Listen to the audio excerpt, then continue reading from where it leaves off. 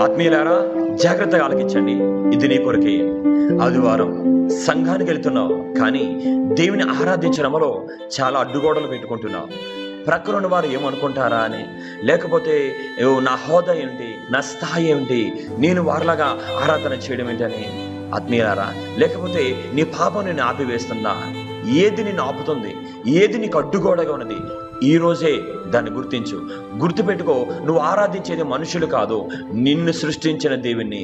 నీకు నీ దేవునికి మధ్యన ఏ అడ్డుగోడ ఉండకూడదు. ఆ రోజు దావీదు తన హోదాను మర్చిపోయి గంతులు వేసి ఆరాధించాడు.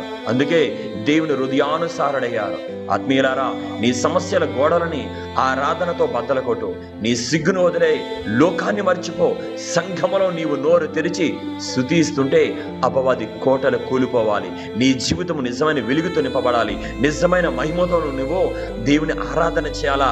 అడ్డుగోడలు లేని ఆరాధనలోనే అద్భుతాలు జరుగుతాయి. ఈ ఆదివారం అడ్డుగోడలు లేకుండా దేవుని ఆరాధన చేయి. నీ పూర్ణ హృదయంతో దేవుని ఆరాధన చేయి.